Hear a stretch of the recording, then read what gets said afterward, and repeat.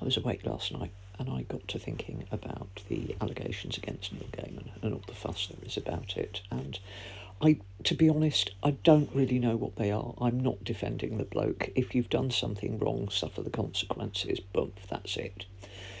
But it opens up a very interesting idea of, number one, how people expect writers and artists, let's just say artists they admire to be good people.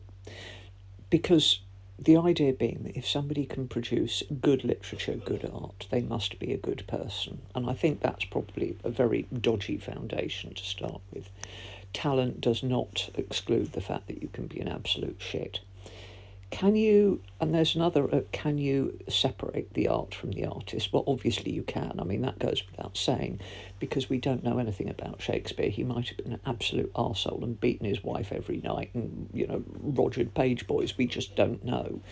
But his plays live on and inspire people and have done for hundreds of years. There's plenty of art that we don't even know who made it that continues to inspire us. So, yes, you can. And then, so really it comes down to the monetary thing.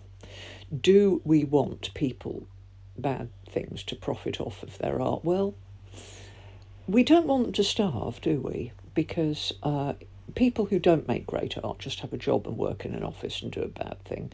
They suffer the consequences. They might get the sack. They might do something else, but they'll go on to get another job, or, they'll claim that. So we don't want them to starve.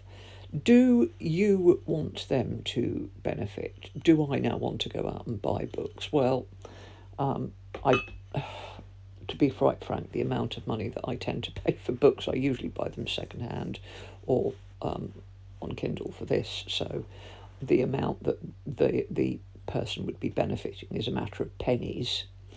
Do we want to dismiss beautiful art because they did bad things or are a bad person? I'm not sure that we do. The whole field is very interesting. Compound it with that ghastly turfy J.K. Rowling, who wrote some really good books, and they're great books, and they've given generations of children enormous pleasure. And then, sort of out of nowhere, she turned into this awful person. And she wasn't always like that, or not publicly anyway. If she was, she kept it well hidden. And she suddenly turned into this and she started small and just got to this. She's already made her money. I don't think she really cares. I think it's very sad. I think it's very sad that she's got a voice, and that's where the problem with people like her come.